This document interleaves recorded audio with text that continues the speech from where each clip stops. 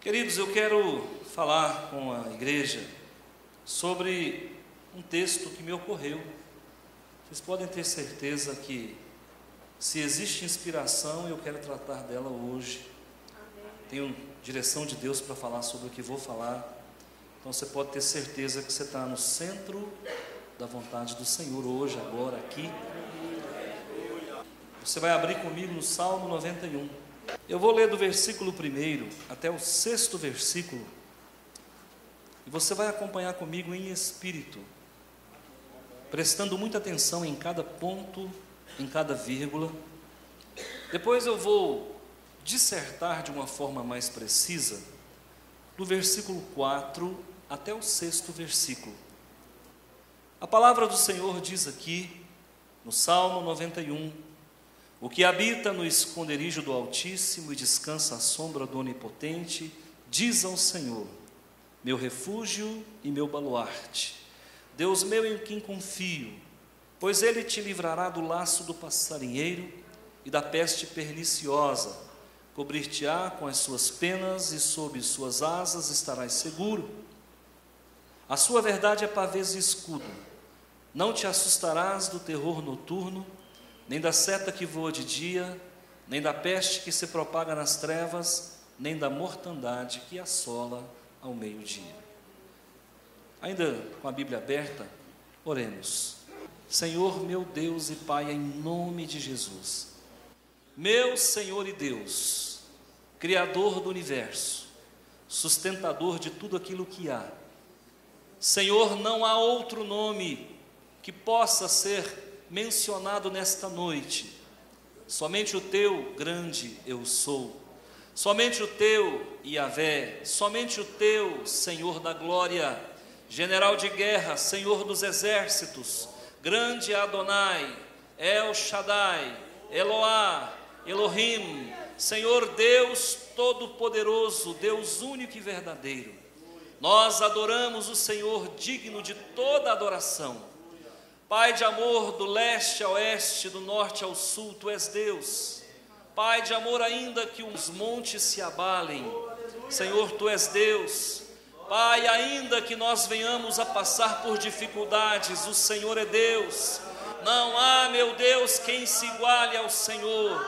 Por isso, neste lugar, nós levantamos uma bandeira em Teu louvor, nós levantamos um clamor em Tua homenagem, nós proclamamos as maravilhas do Senhor.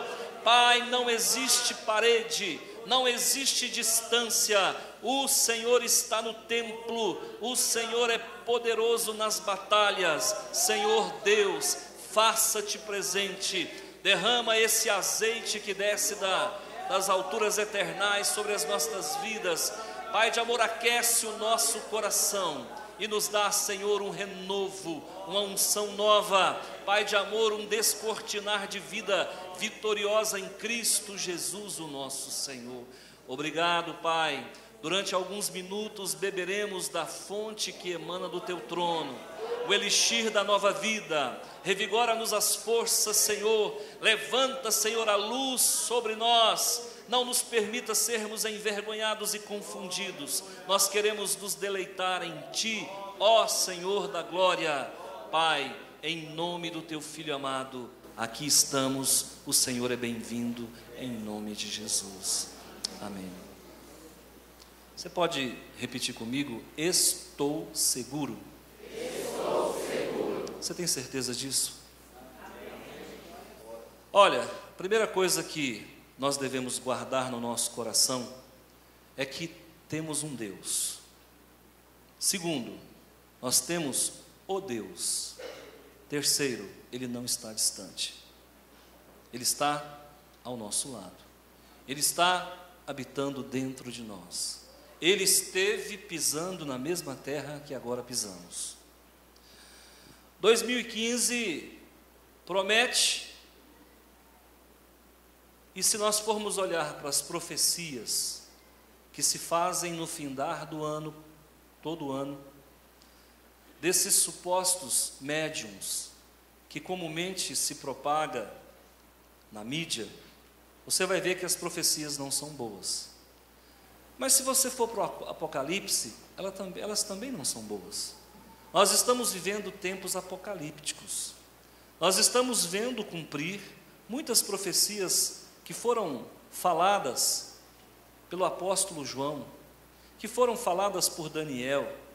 E agora nós estamos vendo o descortinar, o abrir de forma clara, se não os selos, mas pelo menos alguma coisa parecida com isso, talvez o princípio das dores, que já entra numa fase de transição para a grande tribulação que se avizinha.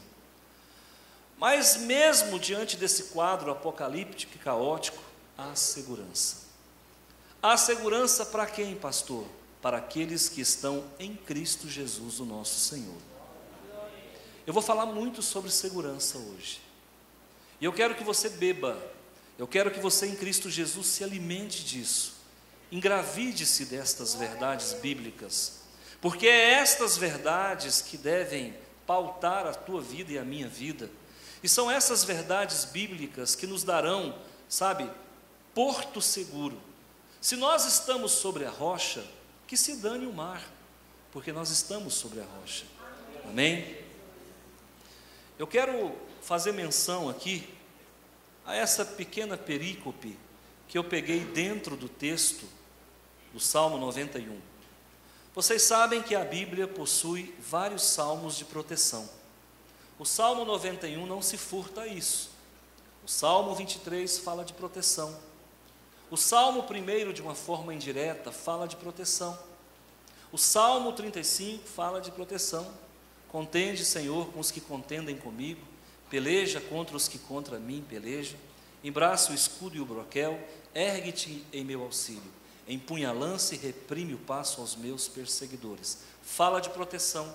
Se você vai para o Salmo 121, também fala de proteção. Eleva os meus olhos para o monte, de onde me virá o socorro. O meu socorro vem do Senhor, que fez os céus e a terra, e por aí vai.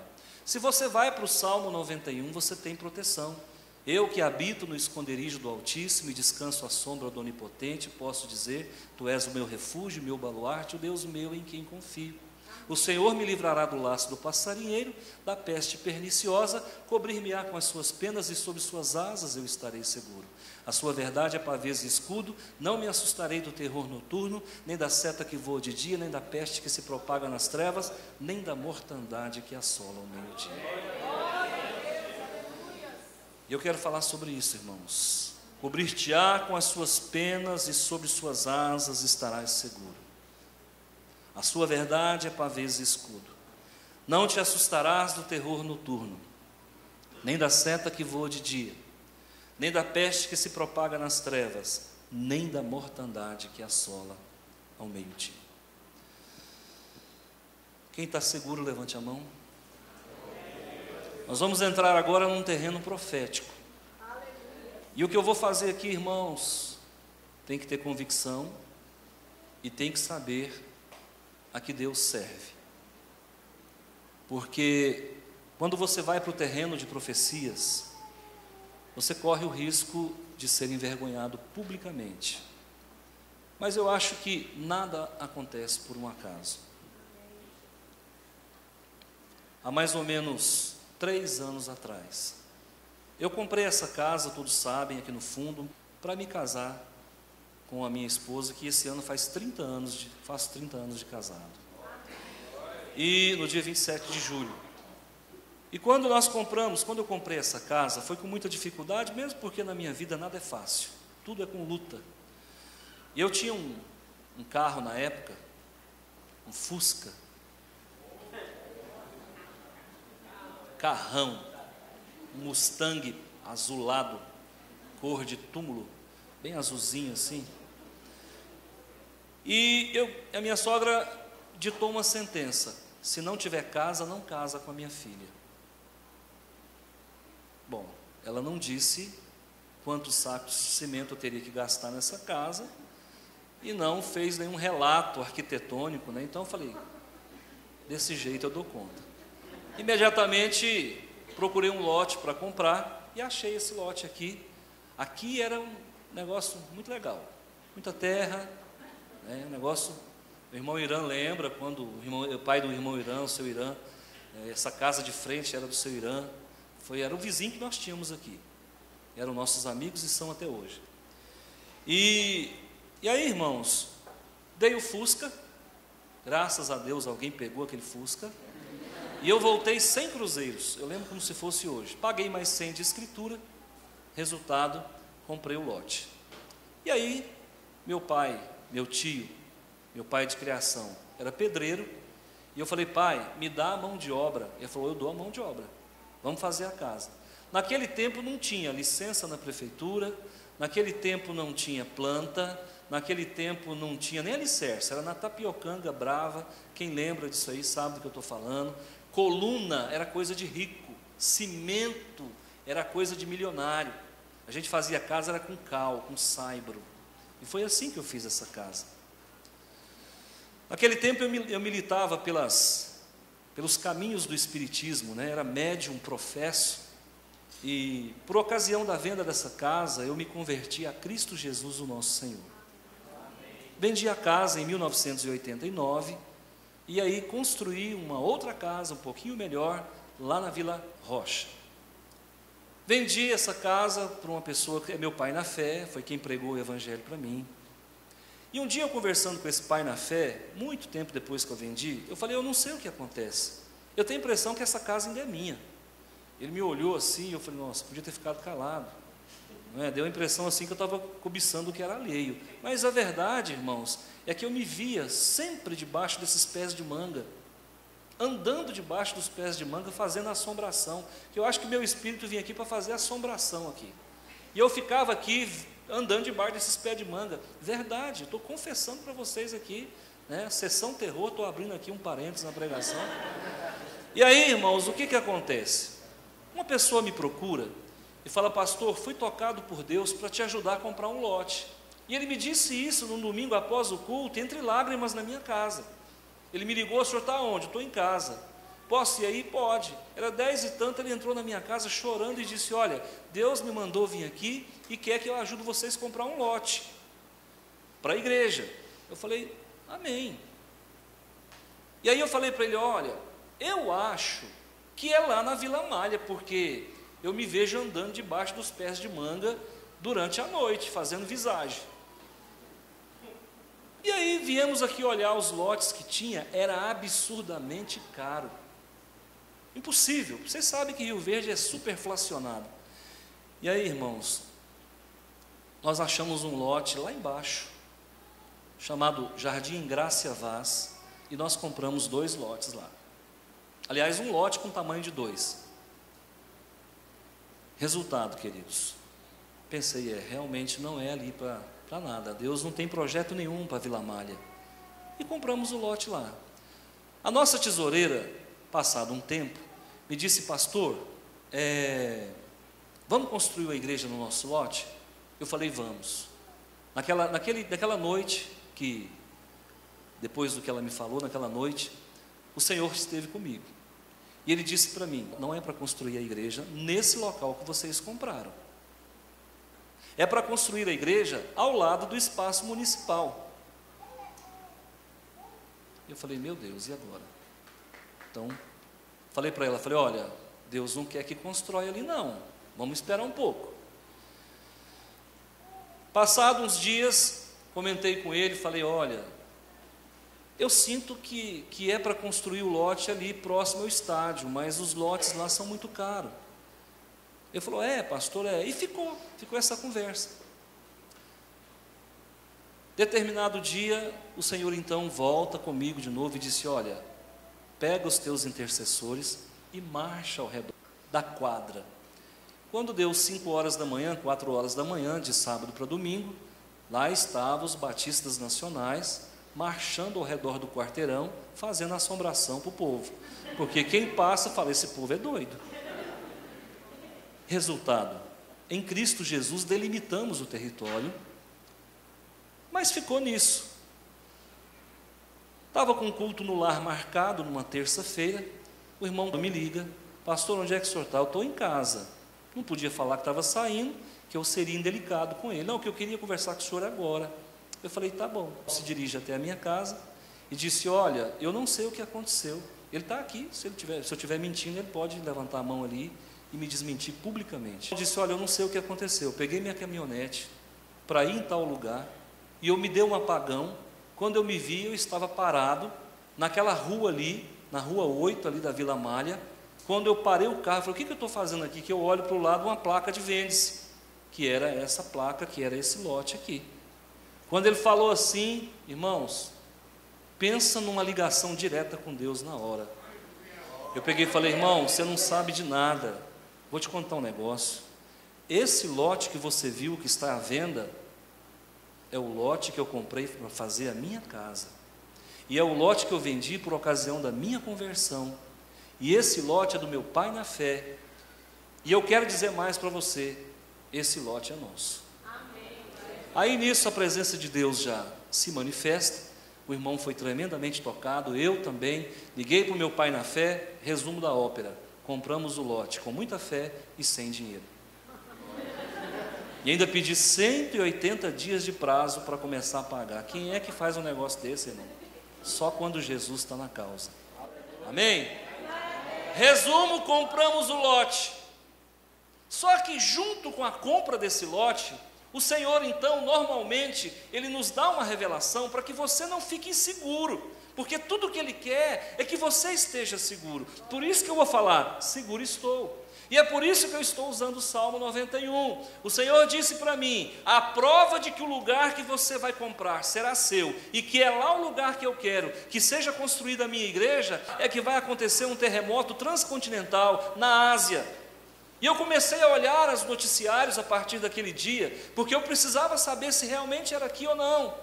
E de fato aconteceu um terremoto que atingiu 4 países do continente asiático naquela época, 3 anos atrás, com proporções medianas. Confirmou? Compramos, aqui estamos. Na sexta-feira, eu fui a Goiânia. Um amigo meu me convida para que nós estivéssemos ali comemorando o aniversário dele. E é o único amigo que eu tenho que não frequenta a igreja. E eu não vou de forma alguma desprezá-lo. Falei, não, vamos aí. Estivemos lá no aniversário, dormi na casa dele. Quando chega a noite, eu passei por um processo de terror noturno. Por isso que eu falei sobre terror noturno. E nesse terror noturno, eu tive uma revelação, da qual eu já gravei hoje no culto das 5h30, e que está documentada, porque vocês vão ver isso acontecer em breve. Eu tive uma revelação, e nessa revelação ocorreu um terremoto, e nesse terremoto um princípio de tsunami, e várias pessoas se machucaram e algumas pessoas morreram. E lá estava eu no centro desta revelação. Por ocasião dessa revelação, minha esposa veio a óbito. É claro que eu entendo que isso é uma linguagem profética. Deus colocou ali ela para que eu possa sentir o que é perder um ente querido, porque o que vai acontecer lá é de muita dor, e muita gente vai perder ente querido lá naquele lugar. Acontece que eu não sou professor de geografia, vocês sabem disso, eu sou professor de biologia. De geografia eu entendo muito pouco. E eu não sei praticamente nada dos Estados Unidos. Eu sei que os Estados Unidos é uma república que é formada por vários estados que têm legislação independente. E eu sei que os Estados Unidos foi colônia da Inglaterra. E eu sei que por volta do final do século XIX, eles se livraram da Inglaterra e se tornou um país, uma associação de estados, um país independente. Não sabia quantos estados tinha nos Estados Unidos diante do Senhor. Eu sabia que era mais de 40, 50, sei lá quantos. E nessa revelação me veio detalhes que eu não sabia. E nessa revelação me foi dito o seguinte: me vi dentro de um quadro de terremoto, que eu prefiro não relatar, porque é longa a história. Mas nessa revelação, 3, 4 palavras marcaram. Primeiro, São Francisco. Segundo, Califórnia. Terceiro, Oceano Pacífico. Quarto, Costa Marítima.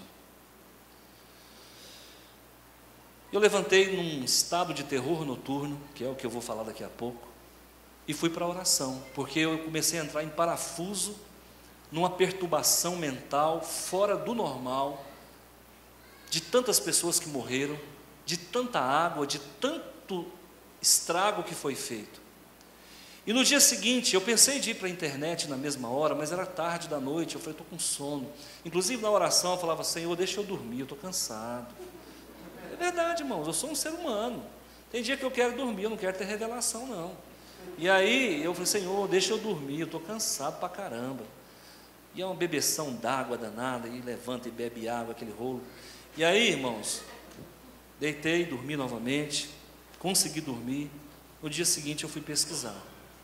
Eu não sabia se São Francisco era um estado ou se realmente era uma cidade. Eu achava que era uma cidade. Eu não sabia se Califórnia era uma cidade ou se era um estado. E jamais pensei que o Oceano Pacífico banhava a costa oeste dos Estados Unidos. E aí, irmãos, quando eu fui pesquisar, eu fui me impactando com tantas coisas. Primeiro, São Francisco é a quarta maior cidade do estado da Califórnia. Segundo, Califórnia é um estado que fica do lado oeste dos Estados Unidos, banhado pelo Oceano Pacífico, exatamente como me foi revelado. E aí eu falei, agora só falta a prova dos 9. Será que São Francisco, que é a quarta cidade dos Estados Unidos, tem histórico de terremoto, de maremoto e de tsunami? Aí eu fui para a internet olhar. Fomos lá para o dicionário do povo e digitei lá, irmãos, em 200 anos, 4 terremotos. O último foi no dia 28 de abril de 1906. 241 mil pessoas desabrigadas. A cidade foi devastada por um terremoto. De 8.0 na escala Richter, um terremoto de 28 segundos. E o que é pior, existem profecias gritantes de que aquela cidade praticamente vai desaparecer do mapa. Hollywood, inclusive, tem feito filmes fazendo apologia a essas catástrofes justamente em São Francisco. E eu, diante do Senhor, eu digo para a igreja, eu não sabia disso. Pastor, o que o senhor quer dizer com tudo isso? Eu quero dizer para vocês que, infelizmente, Deus pode contar com poucas igrejas. Infelizmente. Porque a maioria das nossas igrejas perderam o Espírito Santo faz tempo. A maioria das nossas igrejas estão focadas em ficar rica. A maioria das nossas igrejas estão fazendo apologia à personalidade. A maioria das nossas igrejas, irmãos, estão preocupadas com coisas terrenas. Mas há no mundo, e há no Brasil, e há no estado de Goiás, para a honra e glória do Senhor, uma pequena igreja, da Rua 8, lá na Vila Malha, de um povo que ora, de um povo que é um povo de monte, e um povo, irmãos, que ainda tem o detentor, que é o Espírito Santo do Senhor. Aí Deus, então, acorda um pastorzinho, no meio da noite, atrapalha o tão grande sono desse homem, e diz para ele, levanta, que eu vou lhe mostrar o que custa perder um ente querido, numa desgraça natural. E nessa revelação eu tive o desprivilégio de perder a minha esposa. Daquele local onde eu estava, eu fui para um hospital. Chegando no hospital, irmãos, eu falei para alguém que estava ali, eu não sei se é enfermeira, se é o médico, sei lá, alguém que falava comigo, que me acompanhava, mas que eu não conseguia ver em momento nenhum. Eu falava, cadê minha esposa? Ela morreu. Alguém dizia, não, ela não morreu, ela está interditada. Eu não sei o que é estar interditada. Ela não está bem, mas está viva. Antes disso até, eu tive um encontro com uma falange de demônios. E essa falange de demônios disse para mim, passa para o nosso lado. Eu falei, não tenho parte com vocês. E peguei o caminho oposto àquela legião de demônios.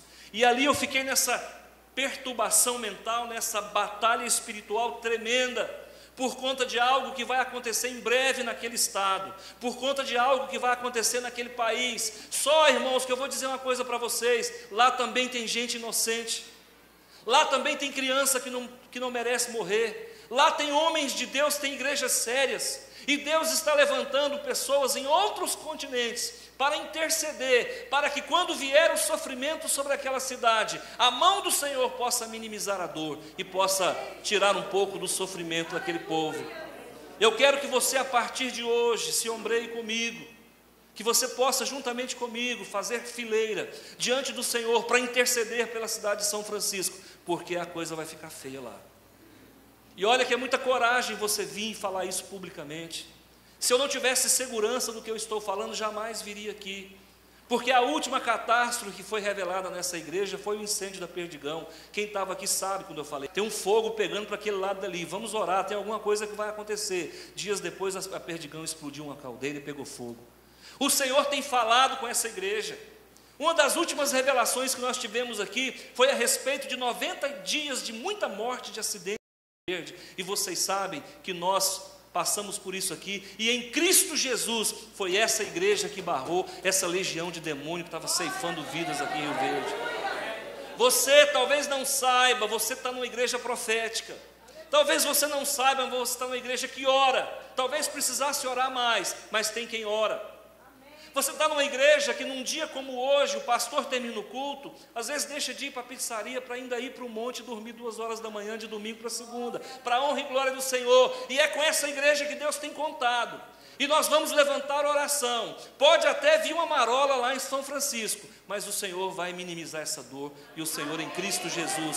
Porque Deus, quando revela, é porque Ele quer operar no meio do seu povo. Eu quero falar sobre segurança. Irmãos, quem anda com Deus, irmãos, está seguro. Muita gente não vai morrer naquele estado por conta da minha e da sua oração. Deus já vacinou, Ele já levantou um estandarte de proteção.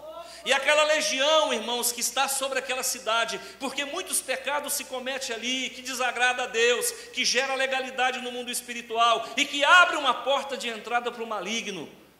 Essa legião eu topei com ela, eu dei de cara com ela em cima da mureta, quando eu me agarrei nas ferragens, quando aquele prédio onde eu estava, arredondado com vidraças de vidro, veio uma tempestade, eu estava num salão social, e eu disse, essa estrutura aguenta esse temporal que está aí? Alguém que estava comigo antes de me responder, quando eu vi o prédio estava indo abaixo, foi quando todos que estavam ali caíram e morreram, inclusive a minha esposa estava logo abaixo. Eu me segurei no peituri de uma mureta, nas ferragens de uma mureta. Quando eu consegui voltar para a plataforma superior, lá estava uma legião de demônios e disse para mim, passa para o nosso lado. Eu falei, não tenho parte com vocês. Existe ali uma força maligna operando naquela cidade, como existe em Rio Verde também. Pode ser que nesse exato momento Deus tenha levantado outra igreja para orar por Rio Verde, mas Ele levantou Rio Verde para orar por São Francisco. Amém, irmãos?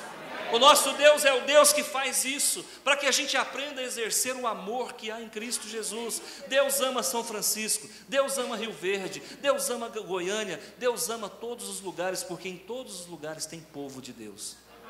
Amém? Eu quero que você olhe comigo, lá no versículo 4, a palavra de Deus diz assim, cobrir-te-á com as suas penas, e sob suas asas estará seguro. Eu quero que você entenda o seguinte, irmão, por que Deus usa pena? Por que Deus usa asa? Aqui no Salmo 91, ele está fazendo referência à ave. Os únicos animais na face da terra que têm instinto materno são as aves e os mamíferos. Réptil não tem, anfíbio não tem, peixe não tem. Os únicos animais da face da terra que têm instinto de proteção, instinto materno, é ave e mamífero. E eu quero dizer para você que nessa hora a ave é mais protetora do que o mamífero. Você sabe que uma ave cuida dos seus filhotes de uma forma fenomenal. Você sabe que uma ave tem a capacidade de proteger o seu ninho de uma forma descomunal, incomensurável. Você percebe, queridos, que a proteção, ela estava protegendo os seus filhotinhos que haviam acabado de nascer. E aí, sabe o que acontece, irmãos? Deus está dizendo para você, assim como uma ave, eu vou dar a minha vida por você. Eu vou proteger você. Eu vou estender as minhas penas, vou te colocar debaixo das minhas asas. E você vai ver Jesus fazendo uso dessa metáfora, quando ele então avista Jerusalém, chora. E ele disse, Jerusalém, Jerusalém, Quantas vezes quis colocar você debaixo das asas, como faz uma galinha com seus pintinhos? Você que habita no esconderijo do Altíssimo, descanse à sombra do Onipotente. Descansa debaixo das asas dele, porque você vai estar seguro. Aquele povo de São Francisco, eles não sabem, mas a partir de hoje tem uma cidade lá nos Cafundó de Goiás, chamada Rio Verde, que antigamente era das abóboras, agora é do povo de Deus. Uma cidadezinha, irmãos, onde uma igreja pequenininha, batista, agora é intercessora do povo de São Francisco. Sabe o que é isso, irmãos? As penas de Deus para aquele povo. Sabe o que é isso, queridos? São as asas do Pai sobre aquele povo. Olha, irmãos, morrerão algumas pessoas talvez, mas pode ter certeza, muitas vidas serão poupadas, porque a partir de hoje você é intercessor comigo por aquela nação, por aquele povo. E nós temos uma dívida com o povo americano, vocês sabem disso. Se o Evangelho chegou ao Brasil, graças não à Itália, graças ao povo americano, que durante o século XVII e o século XVIII, mandou missionários para o mundo inteiro, Guilherme Carey, William Carey, Hudson Taylor, David Brainerd. Quantas pessoas Deus levantou? John Wesley. Quantas pessoas Deus levantou? John Knox. Quantas pessoas Deus levantou? Menon Simmons. Quantas pessoas Deus levantou para fazer missões no mundo inteiro? E hoje, irmãos, nós estamos fazendo um trabalho de intercessão para um povo que um dia veio aqui pregar o Evangelho para nós. Amém? Vai entendendo a dinâmica do Senhor, vai entendendo como é que Deus trabalha. Ninguém está abandonado, ninguém aqui é filho de cobra, ninguém é filho de réptil. Nós somos filhos de um Deus todo-poderoso, que vela, que guarda, que protege. Ele guardará a tua saída e a tua entrada desde agora e para sempre. Mal nenhum te sucederá, praga nenhuma chegará à tua tenda, porque aos seus anjos dará ordens a seu respeito, para que te guarde em todos os teus caminhos. Eles te sustentarão nas suas mãos, para que não tropece em alguma pedra. Pisarás o leão e a cobra, calcarás aos pés o leãozinho e a serpente, porque a Deus você se apegou com amor. Nós somos, para a honra e glória do Pai, o povo que Ele escolheu para fazer frente a essa legião de demônios que encontrou senha para atacar o povo da Califórnia. Mas há um povo agora que está ombreado, solidarizado com o sofrimento daquela nação. Sabe o que é isso, irmãos? Deus dignificando os seus filhos. Deus fazendo você se assentar com Jesus nas regiões celestiais. Lá em Hebreus capítulo 7, versículo 25, diz que Jesus está sentado à destra do Pai, intercedendo por nós, pela noiva, pela igreja. Lá em Efésios a palavra diz que nós em Cristo Jesus estamos assentados nas regiões celestiais. Agora você entende, a Igreja Batista Nacional, a partir de hoje, está sentada com Jesus, à destra de Deus Pai, intercedendo pelo povo de Deus. Aleluias! Aleluias! Eu sou importante, você também. Nós agora, irmãos, somos embaixadores de Cristo. E nós vamos fazer em Cristo Jesus frente às hostes malignas, às hordas infernais, às falanges demoníacas. Porque Ele disse para mim assim, quando eu subi no Peituri, quando eu subi naquelas ferragens que tinham se quebrado, eu segurei em alguma. Quando eu subi na plataforma, Ele disse, passa para o nosso lado. Eu falei, não tenho parte com vocês. Sabe por quê, irmãos? Porque nós servimos a um Deus vivo. Nós não temos conexão com o mundo. Nós não somos atrelados ao mundo. O nosso cordão umbilical não está ligado nos prazeres do mundo. Nós estamos placentariamente ligados ao Senhor que vive e reina, ao Rei dos Reis e ao Senhor dos Senhores. É isso, irmãos. Nós somos felizes, porque o desenrolar desse mundo nós participamos. É por isso que nós vamos reinar com Cristo. Porque por enquanto a igreja ainda é minoria, por enquanto a igreja ainda é balançada de um lado para o outro, e mesmo assim faz a diferença. As hostes malignas não vai chegando aqui e bagunçando, não, vai ter que enfrentar em Cristo Jesus o povo de Deus. Esse vídeo vai rasgar o mundo. Esse vídeo vai para a internet. Lá na frente, aquele povo californiano vai se lembrar de que no Brasil alguém orou por eles. E toda a honra e toda a glória para o Senhor.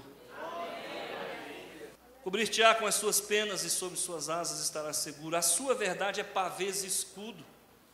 A minha tradução é revista e atualizada. Eu não sei qual é a sua. Essas traduções de João Ferreira de Almeida, que são traduções do século XVII, traz uma linguagem muito rebuscada, muito erudita, e às vezes precisa de uma tradução pormenorizada. Então eu quero dizer para você que pavês e escudo é a mesma coisa. Só que o pavês é um escudo grande e pesado, e o escudo é menor. Então Deus está dizendo para você que Ele vai te cobrir com as suas penas, e sob suas asas você estará seguro, porque a verdade de Deus na sua palavra é um escudo grande que vai te proteger.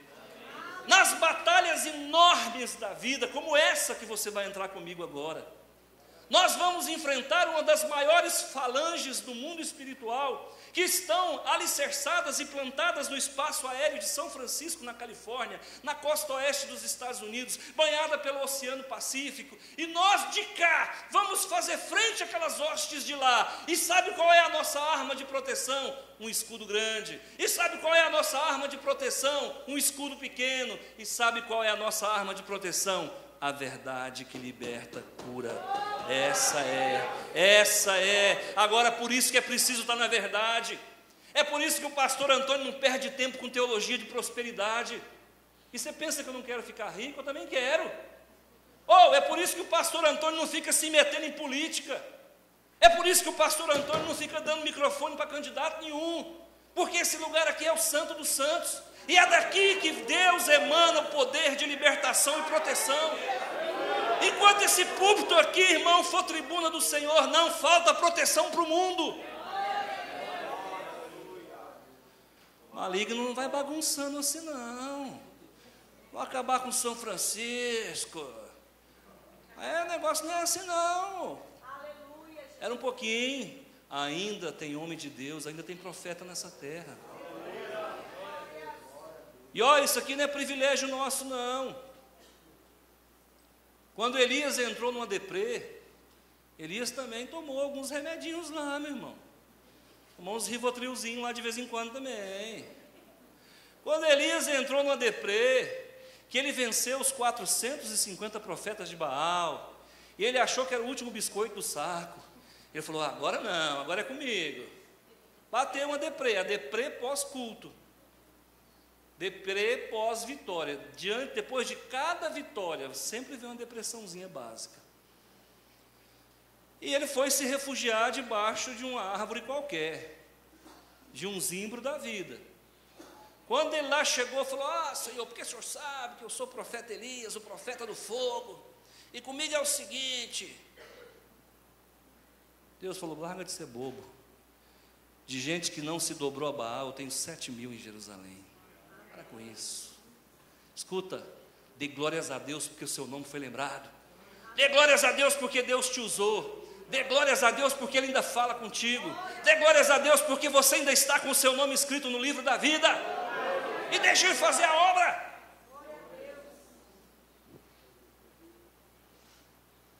Qual é a nossa proteção? Diga, palavra de Deus. Ela é pavês. E é escudo. Amém. Quem está seguro, levante a mão. Versículo 5. Não te assustarás do terror noturno. Foi assim que aconteceu.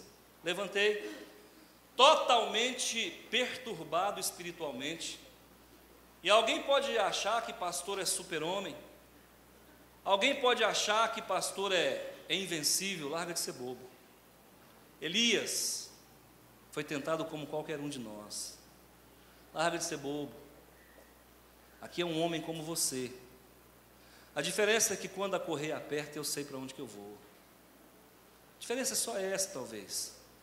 E quando eu me levantei na confusão mental, quem é que já passou por confusão mental à noite? Você não sabe de nada, você não crê em nada, você não sabe onde é que você está, que bagunça que é aquela, que demônio, de onde que vem aquilo. Quem já passou por isso, levante a mão. Isso aí é batalha espiritual. A psiquiatria chama de terror noturno. Tem gente que acorda com o coração disparado a 160, 170 por minuto. Tem gente que acorda gritando e correndo. Tem gente que levanta pelado e sai na casa. Tem gente que quer pular a janela. Isso aí, irmão, é chamado terror noturno. E o psiquiatra teve que fazer 7 anos para aprender isso, mas está aqui no Salmo 91. Se ele quiser fazer uma pós-graduação, senta aí, doutor, que você vai escutar agora o que é terror noturno. Você que fica passando Rivotril para o povo aí, manda o povo orar. O problema é isso. Quem está tomando Rivotril demais está faltando oração, está faltando fé. Não estou dizendo que não tem que tomar não, mas cuidado, presta atenção. Não te assuste do terror noturno, homem de Deus. Haverá noites que o Senhor vai te colocar no epicentro de um terremoto de 8.0. Haverá noites que Deus vai permitir você peitar as legiões do mal. Haverá noites, irmãos, que você vai enfrentar toda a horda maligna, todo o principado e toda a potestade. Mas eu me lembro que enquanto eu passava por esse estado de êxtase, por esta batalha espiritual, alguém estava comigo o tempo todo, e ele estava aqui. E eu disse, essa estrutura vai aguentar? Porque começou a bater um vento, e o prédio era redondo, era pintado de branco, era redondo, eu estava lá em cima, lá no último andar. Quando começou a chover, eu vi aqueles homens e mulheres de negócio num salão, e eles estavam conversando sobre coisas do trabalho, sei lá do quê. E essa chuva começou a bater, e eu disse, essa estrutura aguenta? Alguém estava do meu lado, e antes que essa pessoa respondesse, a estrutura veio ao chão. Alguém estava comigo. Quando eu perguntei, cadê minha esposa? Ela morreu? Ele disse, não, ela não morreu, ela está interditada. Alguém está do seu lado. E esse alguém tem nome. Esse alguém é Jesus de Nazaré. Quando você passar por confusão mental à noite, por batalha espiritual, que seu coração acordar batendo forte, que você acordar gritando, que você sentir que tem alguém pisando no seu peito, que tem alguém agarrado na sua garganta, querido, levanta e ora. Não te assustarás do terror noturno, nem da seta que voa de dia. Você consegue entender aí o paradoxo? Noturno, dia. Noturno, dia. Terror à noite, seta de dia. Terror à noite, seta de dia. Terror à noite, seta de dia. Sabe que hora que o inimigo mina as tuas forças? É na calada da noite. Sabe que hora que o inimigo mina a tua espiritualidade?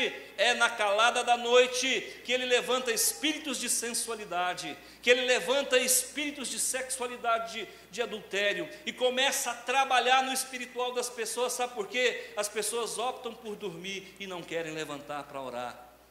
Então aprenda uma coisa, passou por uma batalha espiritual, passou por uma tentação, sentiu que algum demônio entrou no seu quarto, sentiu que um demônio de sexo, de sensualidade, espírito de morte, espírito de falência, você sentiu que algo de ruim aconteceu, levanta, vai para o chão, fala com teu Deus, sabe, estriba-te na verdade, e resgata para você naquele momento o pavês e o escudo de Deus. A palavra de Deus diz, eu amo os que me amam, os que de madrugada me buscam, me acharão.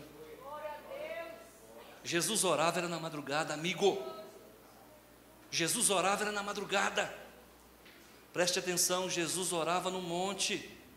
Preste atenção, Jesus foi crucificado no monte. Jesus foi assunto aos céus no monte. E vai descer no Monte das Oliveiras. Seja um homem de monte, não de monte de coberta. Não de monte de preguiça, não num monte de conforto. Seja um homem que se preste a investir tempo na presença do Senhor. Isso é verdade. Quando está dizendo não temerás o terror noturno, é porque você está estribado na verdade. Não temerás o terror noturno, porque a verdade que liberta é essa. Vai para a oração, ora sem cessar, busca o teu Deus, se curva diante do Eterno e Ele satisfará os desejos do teu coração. Seta de dia é dardo inflamado. Ele te mina à noite na batalha espiritual.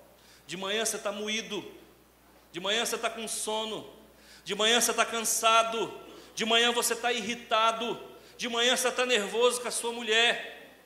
E aí sabe o que acontece? Uma palavra que você dá, você já estragou seu dia, você já baixou sua guarda. Um pensamento que você dá continuidade, que começou na madrugada de sensualidade, você dá continuidade durante o dia, é a seta que te alcança. E aí sabe o que acontece? A seta voa de dia, porque de noite você não vê seta, você vê imagens.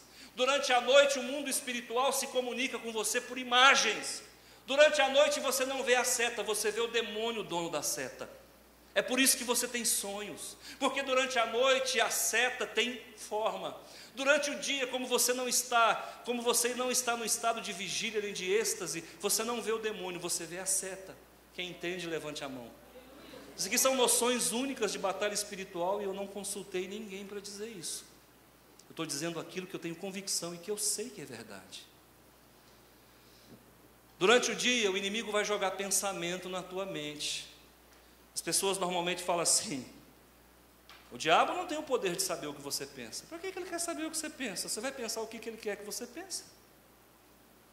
Para que ele quer saber o que você pensa? Você vai pensar o que ele quer. Ele joga dentro da tua mente aquilo que você quer que você pense. Ele não precisa saber o que você pensou. Ele sabe o que ele jogou. Então vem pensamento de ira do nada. Você vai andando, estou irado, irei, estou iradinho, totalmente. De onde que vem isso, irmão? Vem de uma seta. Às vezes você chega em casa, alguém está nervoso, o que foi? Não sei, estou com raiva. Pode orar, filho. Põe na mão e repreende, bota a mão para trás e fala o nome, pode repreender, em nome de Jesus. Não é de Deus não. Você está irado sem motivo, tem problema espiritual. Não consigo dormir, pastor. Tá, você não consegue dormir porque não consegue desligar a mente. Por que não consegue desligar a mente? O que está fermentando? O que está maquinando? Que seta é essa? Não, pastor, estou preocupado. Não se preocupe. Olhai os lírios do campo. Nem Salomão se vestiu com toda a sua glória.